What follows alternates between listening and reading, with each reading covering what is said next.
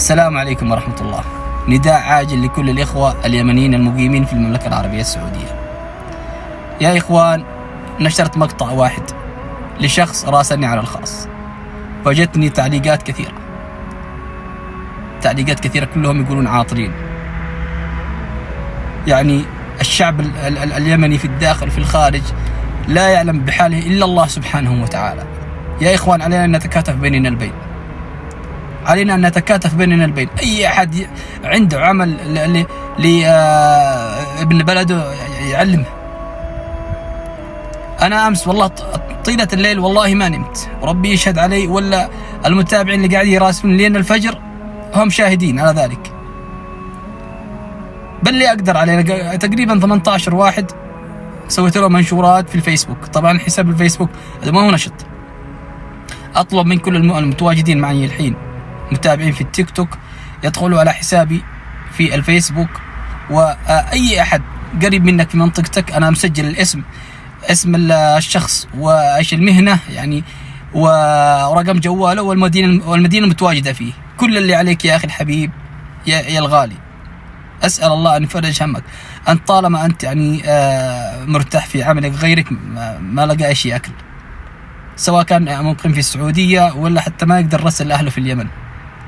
أنتم عارفين كيف الأوضاع اللي يمر فيها البلد. يا إخوان، أي أحد عنده علم مثلا في أحد يريد عمال أو زي كذا يدخل على حسابي في الفيسبوك. بحط لكم حسابي آخر المنشور، حسابي صفحتي في الفيسبوك بحطها آخر المنشور.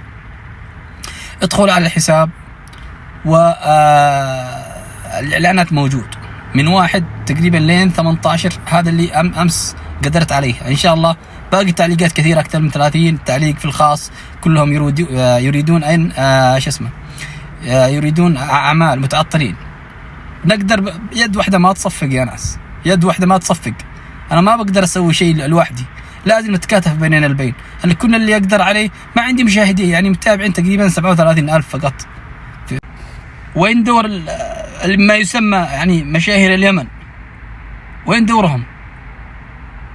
فقط يعني يتبعون الزلات والأخطاء يعني لإثارة الفتن فقط. هذه اللي هي شغلتهم، من أجل جمع تعليقات وإعجابات ومشاهدات وهدايا وإلى آخره. ليه ما يتطرقوا لهذا الموضوع؟ الناس في العزب ما يلاقون ما يأكلون، وكذلك ما يقدر يرسل لأهله بشيء. اللي متعطل من سنة ومن سنتين من 3 شهور من 8 شهور. وين دور المشاهير اللي يسمى مشهور، اللي عنده حسابات، اللي عنده متابعين بالملايين؟ أنا يعني ما عندي إلا تقريبا 37 متابع، 37,000 متابع. يد واحدة ما تصفق. إيش بقدر أسوي أنا لوحدي؟ كل اللي أقدر عليه بسوي، لكن لازم نتكاتف بيننا البين. هؤلاء المشاهير بس فقط يعني يتبعون أي مشكلة، أي شيء فيه فتنة ينشروها.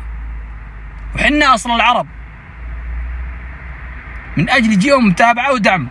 لكن قضايا الناس المتعطلين متكدسين في العزب بدون أعمال، ما حد يتطرق لموضوعهم، فقط يحلبوهم يعني متابعات وهدايا وإلى آخره، لكن ما حد يتطرق لموضوع المغتربين.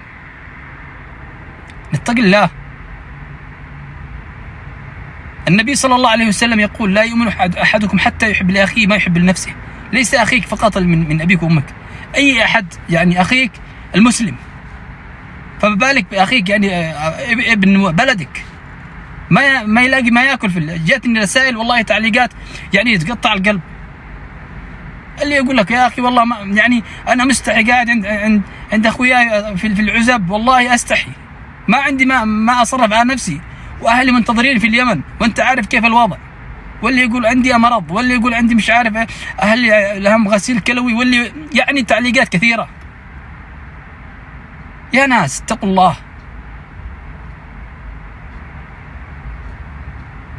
يعني عندك حساب، عندك متابعين، تبخل أن تشارك يعني ولو بمنشور واحد.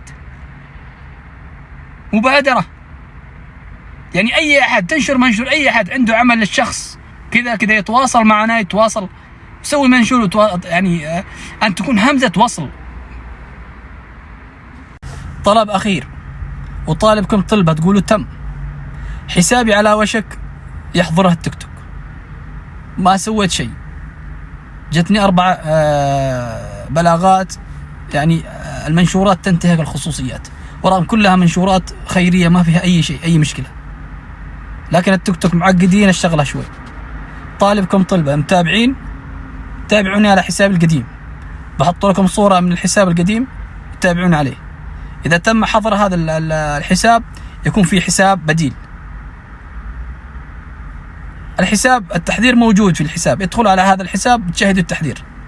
أنا ما أدري هو يظهر معكم ولا يظهر معي فقط التحذير، لكن بحط صورة من الحساب هذا إنه عليه تحذير، وبحط صورة من الحساب الجديد، ادخلوا عليه وتابعون عليه. كل اللي نقدر عليه يعني نساعد الناس، فقط همزة وصل، نشر الخير. أسأل الله العظيم رب العرش العظيم أن يفرج هم إخواننا وأهلنا اليمنيين في الداخل وفي الخارج يا رب العالمين.